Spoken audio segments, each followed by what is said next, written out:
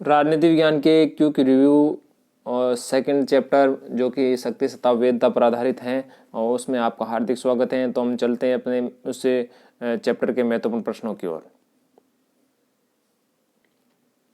जैसा कि ब्लूप्रिंट के अनुसार है 4 नंबर और 6 नंबर का इस यूनिट से प्रश्न आने वाला, फिर भी छोटे छोटे प्रश्न आ जाते हैं। हमने देखे हैं काफ़ी पिछले 2 सालों के पेपर में काफ़ी बार इसका उल्लंघन भी हुआ है, तो हमें छोटे प्रश्नों की ओर भी तैयार रहना है। तो हम देखते हैं शक्ति के निम्न सिद्धांतों की विवेचना कीजिए। वर्ग प्रभुत्व का सिद्धांत, विशिष्ट वर्ग का सिद्धांत। तो 4 सिद्धांत थे, नारीवादी सिद्धांत, पिता बहुलवादी सिद्धांत, हम उनको भी चर्चा में लेंगे। सत्ता क्या है, हम इसका पालन किस आधार पर करते हैं, तो ये भी प्रश्न कई बार आया हुआ है। हेनरी फेयल की सत्ता की परिभाषा भी पूछी गई है, सत्ता क्या है। मैक्स वेबर ने सत्ता के कितने रूप बताइए, समझाना है। और इसके अलावा हम 6 नंबर का प्रश्न हम देखें तो इस प्रश्नावली से आ सकता है कि शक्ति सत्ता और वेदता में अंतर संबंध बताइए। तो हम चलते हैं अपने शक्ति सत्ता और वेदता चैप्टर की ओर, उसके ऊपर क्यों रिव्यू करते हैं। तो शक्ति सत्ता वेदता है वाला है चैप्टर है, उससे छोटा प्रश्न भी आ सकता है। वैसे तो ब्लूप्रिंट के अनुसार बड़ा प्रश्न की बात है, परंतु हम देखें तो परिभाषा भी पूछी जा सकती है। आर्गेन्स की परिभाषा है, आप देखो शक्ति दूसरों के आचरण को अपने लक्ष्यों के अनुसार प्रभावित करने की क्षमता है। सबसे पहले हम शक्ति को पढ़ रहे हैं, फिर सत्ता को और फिर वेदता को पढ़ेंगे। तो शक्ति क्या, दूसरों के आचरण को अपने लक्ष्यों के अनुसार प्रभावित करने की क्षमता। मैकाइवर ने क्या कहा, शक्ति किसी संबंध के अंतर्गत ऐसी क्षमता है जो जिसमें दूसरों से कोई काम लिया जाता है या दूसरों से आज्ञा पालन करवाया जाता है। तो ये आपको याद रखनी है परिभाषा। पृष्ठभूमि में देखें तो यहाँ से भी कई छोटे छोटे प्रश्न पूछे गए हैं। तो सबसे पहले हम देखें शक्ति राजनीति विज्ञान की एक मूल अवधारणा रही है। अब भारतीय विचारकों में देखें, मनु, कौटिल्य, शुक्र ने भी शक्ति के बारे में कहा था। यूरोपीय विचारकों में सबसे पहला विचारक था मैकियावेली, जिसने सबसे पहले शक्ति पर अपनी बात कही थी। टॉमस हॉब्स ने लेवियाथन नामक पुस्तक लिखी, उसमें शक्ति के महत्व को स्वीकारा। टॉमस हॉब्स ये भी यूरोपियन था, इंग्लैंड का। आधुनिक काल में हम देखें शक्ति राजनीति विज्ञान की महत्वपूर्ण अवधारणा है, और शक्ति की अवधारणा को स्पष्ट करने में कैटलिन, लासवेल, केपलान, मार्गेनथाउ इन्होंने महत्वपूर्ण भूमिका निभाई। और हम कहें कि चार्ल्स मेरियम है, वो इस अवधारणा में आधुनिक जो राजनीति विचारक है जिन्होंने शक्ति को है स्पष्ट रूप से परिभाषित किया है। कैटलिन ने राजनीति विज्ञान को शक्ति के विज्ञान के रूप में परिभाषित किया। प्रश्न आ जाए किसने राजनीति विज्ञान को शक्ति के रूप में परिभाषित किया है, तो उसका आंसर होगा कैटलिन। और इसके अलावा हम देखें लासवेल ने एक पुस्तक लिखी थी, हेराल्ड लासवेल, पूरा नाम है who gets what when how, कौन क्या कब कैसे प्राप्त हुआ। तो ये पुस्तक का नाम है, हिंदी में और इंग्लिश दोनों में आपको ध्यान रखना है। मैकाइवर ने पुस्तक लिखी थी वेब ऑफ गवर्नमेंट, उसमें भी शक्ति को उन्होंने परिभाषित किया। मैकाइवर की हमने ऊपर पढ़ी थी परिभाषा। तो ये कुछ महत्वपूर्ण छोटे छोटे तथ्य थे, यहाँ से भी 1 नंबर का प्रश्न आ सकता है। कई बार ये हम देखें शक्ति और बल में अंतर पूछा गया है, शक्ति और बल में अंतर और शक्ति और प्रभाव में समानता। तो शक्ति क्या है, शक्ति प्रच्छन्न बल है, जबकि बल है, और प्रच्छन्न मतलब छिपा हुआ, और बल है प्रकट शक्ति। ठीक है, प्रच्छन्न यानी छिपा हुआ बल है शक्ति, है तो दोनों दिखते तो एक जैसे ही है, परंतु दोनों के में एक विशेष अंतर है कि शक्ति है वो प्रच्छन्न यानी छुपा हुआ बल है, जबकि बल प्रकट शक्ति है। जब शक्ति को सामने बिल्कुल लाकर प्रकट दिया जाए, मारपीट होती है तो उसको प्रकट शक्ति का रूप मारपीट में दे जाए तो वो बल हो जाता है। शक्ति अप्रकट तत्व है, जबकि बल प्रकट तत्व है, यानी बल सामने दिखता है, शक्ति दिखती नहीं है। हमारे अंदर शक्ति है वो दिखती नहीं है, कि माता पिता की शक्ति है वो बच्चों को दिखती नहीं, परंतु बच्चे उनकी आज्ञा पालन करते हैं। परंतु जब वो शक्ति माता पिता बच्चों को मारते हैं या टीचर बच्चों को मारता है, तो वो मार पीट के रूप में आता, तो वो बल दिखता है, बल के रूप में दिखता है। शक्ति मनोवैज्ञानिक क्षमता है, यानी कि साइकोलॉजिकल है क्षमता है, जबकि बल एक भौतिकी क्षमता है। लाठी का बल, तो लाठी, तलवार, ये बंदूक, ये जो है बल की श्रेणी में आते हैं। इनका जो प्रभाव होता है वो बल की श्रेणी में आता है। तो शक्ति मनोवैज्ञानिक है, बल भौतिक है।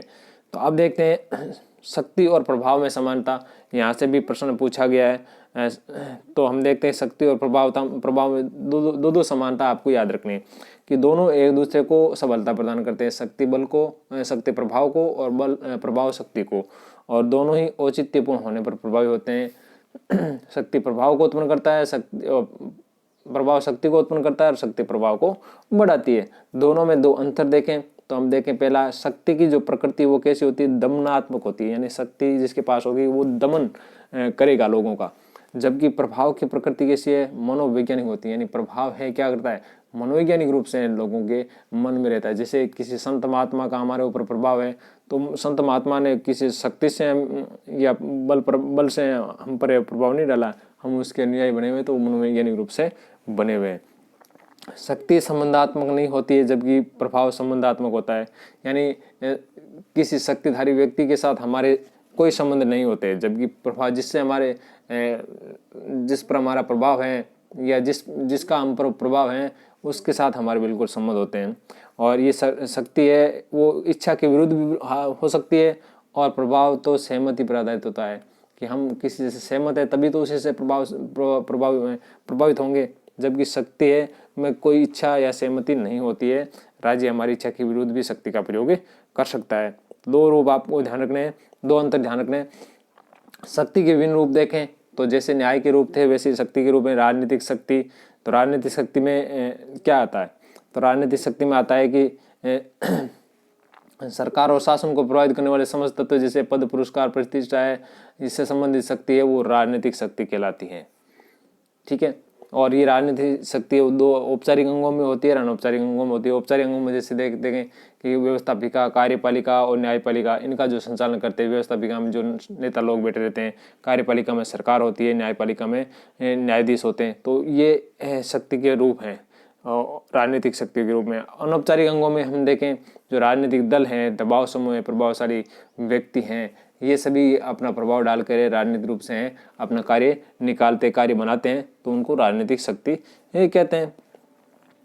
आर्थिक शक्ति, आर्थिक शक्ति का मतलब क्या होगी, आर्थिक शक्ति का तात्पर्य उत्पादन के संसाधनों और धन संपदा के स्वामित्व से हैं जो व्यक्ति को आर्थिक रूप से शक्तिशाली बनाते हैं। यानी कि लोगों के पास में कितने आर्थिक संसाधन है, कितनी धन संपदा है, वो उसकी आर्थिक शक्ति होगी। यानी अमीरी गरीबी से इसका संबंध है। और राजनीतिक रूप से वही लोग अब तक हमने देखे हैं कि जो वही लोग शक्तिशाली साबित हुए हैं जो राजनीतिक रूप से भी क्या है, आर्थिक रूप से शक्तिशाली थे, वही राजनीतिक रूप से सशक्त भी होते हैं। जैसे हम बात करें अंबानी वगैरह है, वो आर्थिक रूप से सशक्त हैं, तो साथ में वो राजनीतिक रूप से भी सशक्त हैं। भले ही वो राजनीति में नहीं है, परंतु राजनीति में उनका वर्चस्व बरकरार है, बराबर रहे, चाहे कोई सी भी गवर्नमेंट आ जाए। विचारधारात्मक शक्ति, विचारधारात्मक शक्ति क्या होता है, विचारधारा का अर्थ होता है विचारों का समूह जिसके आधार पर हम अपने दृष्टिकोण का निर्माण करते हैं। तो हम अलग अलग दृष्टिकोण, अलग अलग विचार के आधार पर भी है अलग अलग शक्तियाँ बन जाती हैं, अलग अलग मत बन जाते हैं, अलग अलग व्यवस्थाएं बन जाती हैं, तो उनको विचारधारात्मक शक्ति कहते हैं। हम अपनी विचारधारा, जैसे आज कोई बीजेपी की विचारधारा को सपोर्ट करता है तो वो मोदी को सपोर्ट करेगा, कांग्रेस की विचारधारा को सपोर्ट करता है और राहुल गांधी को सपोर्ट करेगा, तो अलग अलग विचारधारा होगी। उसी प्रकार अलग अलग लोग, देश भी है अलग अलग विचारधारा पर आधारित हो गए, जैसे उदारवादी है, समाजवाद, साम्यवाद, लोकतांत्रिकवाद, कल्याणवाद, ये सारे अलग अलग विचारधाराएं हो गई। उसके आधार पर जो शक्ति उत्पन्न होती है उसको विचारधारात्मक शक्ति कहते हैं। तो ये हो गया शक्ति के रूप। शक्ति के सिद्धांत देखें तो सबसे पहले हम क्यों ग्रुप में हम देखें शक्ति सिद्धांत, तो वर्ग प्रभुत्व के सिद्धांत, ये मार्क्स का था। और मार्क्स ने इसको दिया था, मार्क्सवाद की देन है। मार्क्स ने क्या कहा था कि समाज में उसी जिसका प्रभुत्व है उसी के पास में शक्ति है। तो उसने कहा कि आर्थिक आधार पर समाज दो भागों में बटा हुआ, एक बुजुर्ग वर्ग, एक सर्वहारा वर्ग। और मार्क्स का मानना था कि अब तक का जो इतिहास है वो वर्ग संघर्ष का इतिहास रहा है, और यानी अपना प्रभुत्व स्थापित करने के लिए दोनों ही वर्ग आपस में संघर्ष करते रहे। यानी जो वर्ग ज़्यादा सफल हुआ है उसका शासन स्थापित हो गया है। समाज में दो वर्ग होते हैं, एक बुजुर्ग वर्ग, एक सर्वहारा वर्ग। बुजुर्ग वर्ग में पूंजीपति लोग आ जाएंगे, सर्वहारा में मजदूर वर्ग। दोनों में आपस में संघर्ष होता रहता है, और जो संघर्ष में है सफल हो जाते हैं उनका शासन स्थापित हो जाता है। यानी जिस वर्ग का प्रभुत्व स्थापित हो जाता है उसी के पास में शक्ति बनी रहती है। विशिष्ट वर्गीय सिद्धांत ये पेरेटो ने दिया था। पेरेटो, मोस्का, मिचेल से ये विशिष्ट जनवादी थे, उन्होंने ये सिद्धांत दिया था। उन्होंने कहा कि समाज में दो वर्ग है, एक विशिष्ट वर्ग है और दूसरा सामान्य वर्ग। उन्होंने ये विभाजन केवल आर्थिक आधार पर नहीं किया। मार्क्स ने तो आर्थिक आधार पर कर दिया कि जिसके पास ज़्यादा धन है वो हो गया पूंजीपति वर्ग, जिसके पास कम धन है वो हो गया मजदूर वगैरह, ये मजदूर किसान हो गए। तो उसने कहा कि अन्य आधारों पर भी विभाजन होना चाहिए, जैसे कुशलता है, संगठन है, क्षमता है, बुद्धिमत्ता है, उसके आधार पर विभाजन होना चाहिए। इसके अनुसार उसने कहा कि प्रत्येक शासन व्यवस्था में, इस सिद्धांत के अनुसार, विशिष्ट वर्ग के सिद्धांत के अनुसार क्या होता है कि प्रत्येक शासन व्यवस्था में अपनी योग्यताओं के आधार पर एक छोटा सा वर्ग उभर कर आता है जो सामान्य वर्ग पर अपनी शक्ति का प्रयोग करता है। यानी सभी शासन व्यवस्था, चाहे कोई भी हो, लोकतांत्रिक हो या अध्यक्षात्मक शासन प्रणाली हो या संसदीय शासन प्रणाली हो या बात करें कि सैन्य शासन प्रणाली हो, सभी शासन प्रणाली में देखें तो एक छोटा सा वर्ग है वो अपने उभर के सामने आता है जो सभी पर अपनी शक्ति का प्रयोग करता है। और उसमें कौन होते हैं? राजनेता होते हैं, डॉक्टर होते हैं, वकील होते हैं, प्रोफेसर होते हैं, उद्योगपति होते हैं। ये इनका एक अलग अलग वर्ग निकल कर आता है और उनकी एक विशिष्ट छाप होती है समाज में, तो उसको हम विशिष्ट वर्गीय सिद्धांत कहते हैं। नारीवादी सिद्धांत, तो नारीवादी सिद्धांत के अनुसार क्या है कि समाज में शक्ति का बंटवारा लैंगिक आधार पर किया जाना चाहिए।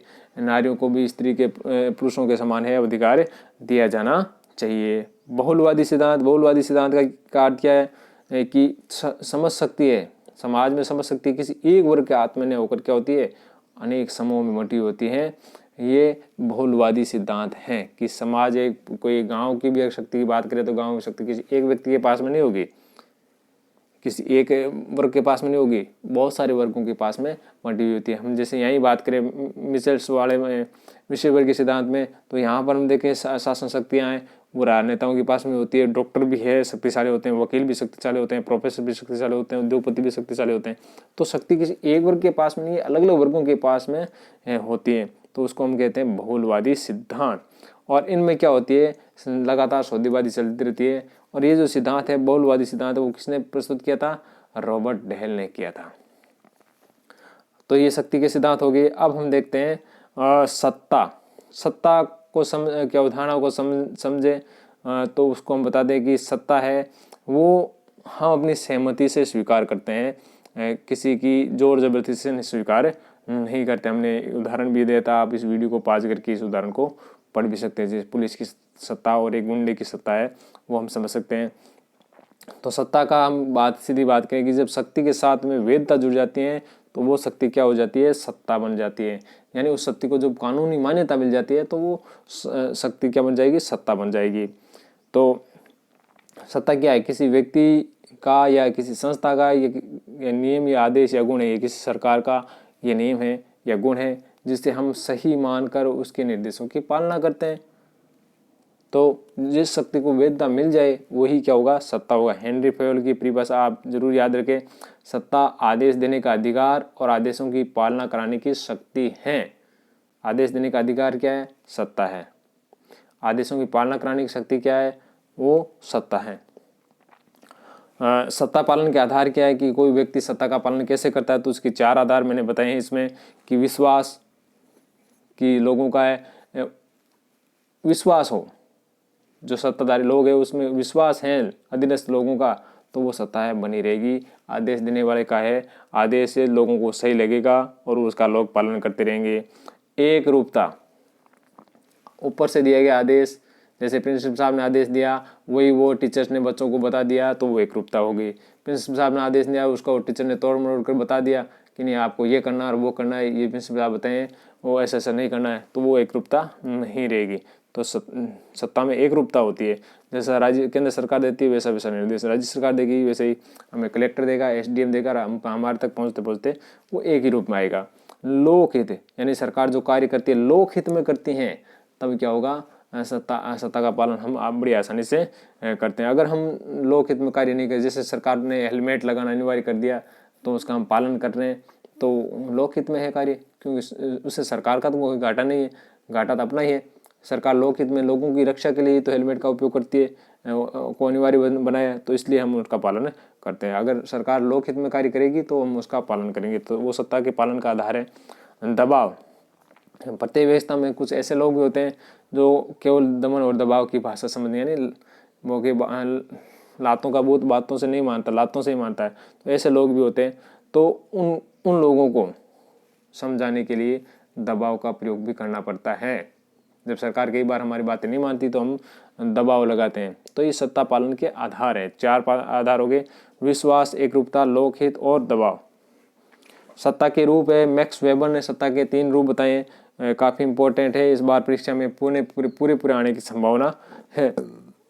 सत्ता, परंपरागत सत्ता यानी जो हमारे परिवार वंश के आधार पर जो यानी परंपरा मतलब जो परंपरा के आधार पर जो जिसमें सत्ता बनी हुई है उसका हम पालन करते रहते हैं, उसको हम परंपरागत सत्ता कहते हैं। जैसे माता पिता वृद्धजनों की आज्ञा करते हैं, आज्ञा का पालन करते हैं, वो एक परंपरागत सत्ता का ही आधार है।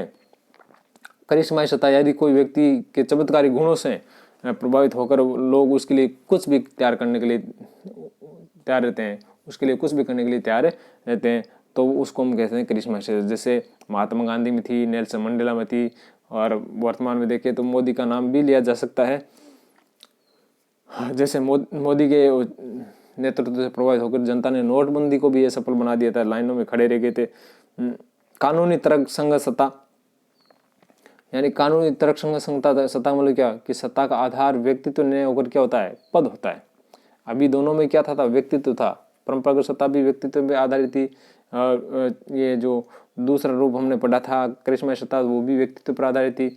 तीसरा ये है कानूनी तर्क संगत सत्ता यानी कानून के आधार पर सत्ता है, यानी कानून रूप से हमें जो सत्ता मिलती है। जैसे कोई पद मिल जाए तो उसमें सत्ता अनिवार्य रूप से होती है, तो ये व्यक्तित्व में होकर पद होता है। व्यक्ति जो पद धारण करता है उसमें निहित सत्ता के आधार पर वो सत्ता का प्रयोग करता है। जैसे कलेक्टर की सत्ता, प्रिंसिपल की सत्ता, टीचर्स की सत्ता, ठीक है। और जो इसमें भी एक चीज़ और है कि इस कानूनी सत्ता का जो प्रयोग कर रहा है उसका अगर व्यक्तित्व चमत्कारी है तो वो ऐसी में सत्ता का प्रयोग कर सकता है। जैसे प्रधानमंत्री के रूप में देखें तो सभी प्रधानमंत्री समान थे, परंतु नेहरू जी है, इंदिरा गांधी, अटल बिहारी वाजपेयी आदि प्रधानमंत्रियों की अन्य प्रधानमंत्रियों से तुलना करें तो वो ज़्यादा शक्तिशाली साबित हुए। क्यों? क्योंकि इन प्रधानमंत्रियों का व्यक्तित्व क्या था, चमत्कारिक था। आगे हम देखते हैं अंतिम जो बिंदु है वैधता। वैधता का मतलब क्या होता है कि वैधानिक, लेजिटिमेसी शब्द से बना हुआ है।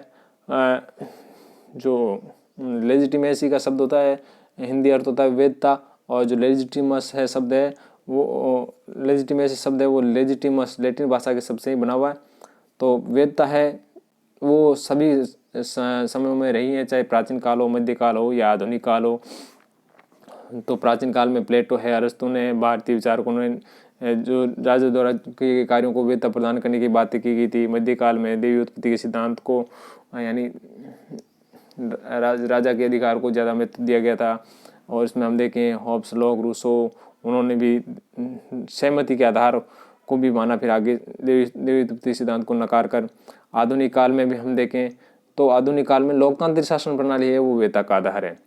अब वैधता प्राप्ति के साधन क्या है, ये प्रश्न भी कई बार एक बार परीक्षा में आ चुका है। वैधता प्राप्ति के साधन, तो वैधता कैसे प्राप्त कर, सरकार है। अब वर्तमान में जो सत्ता में कौन है, सरकार होती है। सरकार वैधता कैसे प्राप्त करती है, तो मतदान के द्वारा, वोटिंग के माध्यम से जो सरकार बनती है वो वैध सरकार होती है। जनमत संग्रह होता है, लोगों का जनमानस का है विचार लिया जाता है, कोई सर्वे कराया जाता है, उसमें लोगों के विचार की मांगे जाते हैं, वो जनमत के द्वारा वैधता प्राप्त की जा सकती है। संचार के साधन के माध्यम से, जैसे ये इंटरनेट है, टीवी के न्यूज़ चैनल वगैरह है, अखबार है, ये प्रिंट मीडिया है, इन सभी के माध्यम से अपनी बात है लोगों के पास में पहुँचा कर वो वैधता प्राप्ति की कोशिश करते हैं। चौथा है राष्ट्रवाद, यानी राष्ट्र की भक्ति के कि हम जो कार्य कर रहे हैं राष्ट्र के लिए कर रहे हैं, और उसके आधार पर भी लोग वैधता प्राप्त करने की कोशिश करते हैं। वैधता का संकट क्या है, ये भी प्रश्न काफ़ी अच्छा है, इम्पोर्टेंट है कि वैधता का संकट क्या है कि प्रत्येक राजनीतिक व्यवस्था है अपनी वैधता बनाए रखने का प्रयत्न करती है। और क्यों करती है, क्योंकि राजनीतिक, आर्थिक, सामाजिक और सांस्कृतिक परिस्थितियों में निरंतर परिवर्तन होता रहता है। समाज की चाहे राजनीतिक स्थिति है, आर्थिक स्थिति है, सामाजिक या सांस्कृतिक स्थिति, उसमें निरंतर परिवर्तन होता रहता है। और जो व्यवस्था इन परिवर्तनों के अनुरूप ढल जाती है उनकी वैधता तो बनी रह जाती है, और जो व्यवस्था इनके रूप नहीं ढल पाती है उनकी वैधता पर संकट आ जाता है। यानी जो सत्ता है या राजनीतिक व्यवस्था है वो समाज में जो परिवर्तन आ रहे हैं उसके अनुसार ढल जाती है, उसके अनुसार अपने आप को अपना रूप बदल देती है, तो ऐसी राजनीतिक व्यवस्था बनी रहेगी। और जो व्यवस्था है राजनीतिक व्यवस्था पुराने जमाने के अनुसार ही चलती रहेगी, ऐसी राजनीतिक व्यवस्था पर संकट आ जाएगा। जैसे प्राचीन काल में हम देखें राजतंत्र था, राजाओं का शासन था, फिर जमींदारों का शासन आया, अब फिर वर्तमान में लोगों का शासन, लोकतांत्रिक शासन प्रणाली। तो लोग शिक्षित होते गए वैसे वैसे ये सत्ता में परिवर्तन होता गया, शासन में लोगों की भागीदारी बढ़ी। परंतु आज हम बात करें कि क्या आज राजतंत्र स्थापित किया जा सकता है, नहीं स्थापित किया जा सकता है, क्योंकि हमारे सामाजिक, आर्थिक, राजनीतिक, सांस्कृतिक व्यवस्थाएं पूर्ण रूप से बदल चुकी है। जनता पूर्ण रूप से जागरूक हो चुकी है, वो किसी एक व्यक्ति के शासन को नहीं स्वीकार करेगी। तो जो शासन प्रणाली समाज के अनुसार बदल जाती है, राजनीतिक व्यवस्था, आर्थिक व्यवस्था, सांस्कृतिक परिस्थितियों के अनुसार, समय के अनुसार बदल जाती है, उसकी व्यवस्था बनी रहती है। और जो नहीं बदलती है उसकी वो व्यवस्था है, वहाँ पर व्यवस्था का संकट स्थापित हो जाता है। अब एक बड़ा क्वेश्चन आता है 6 नंबर का, तो वो यहाँ से आने की संभावना है, शक्ति सत्ता वेदता में अंतर संबंध। तो शक्ति सत्ता वेदता में क्या अंतर संबंध है? तो 3 बातें महत्वपूर्ण है। पहला है कि शक्ति के साथ वेदता जुड़कर सत्ता को अधिक प्रभावशाली बनाती है। यानी शक्ति को जब वेदता मिल जाती है, शक्ति को जब क्या मिल जाती है? वेदता मिल जाती है। कोई भी किसी भी शक्ति, जैसे शासन की शक्ति है, उसको कानूनी रूप मिल जाता है। पुलिस की शक्ति है या टीचर्स की शक्ति है, कलेक्टर की शक्ति है, उसको अगर कानूनी रूप मिल जाता है तो वो उनकी सत्ता बन जाती है। तो और वो सत्ता क्या होती है? प्रभावशाली होती है। दूसरा, शक्ति सत्ता वेदता परस्पर पूरक है, यानी दोनों तीनों है एक दूसरे के पूरक हैं। यानी शक्ति सत्ता का रूप कब लेती है? जब शासक की शक्ति अगर सत्ता बन जाए तो क्या हो जाएगा? वो सत्ता क्या हो जाएगी? शासक का अधिकार बन जाएगी। जैसे अभी वर्तमान में मोदी का शासन है, तो उसकी सत्ता है, तो उसकी सत्ता है इसलिए वो उसका अधिकार भी हो गया, ठीक है।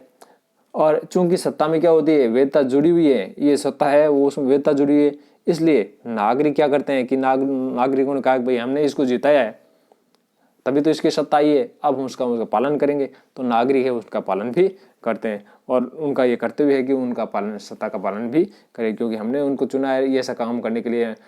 उनके जो मैनिफेस्टो तो था उनका हमने समर्थन किया, उनका वो जो काम करेंगे हम उनका समर्थन भी करेंगे, ठीक है।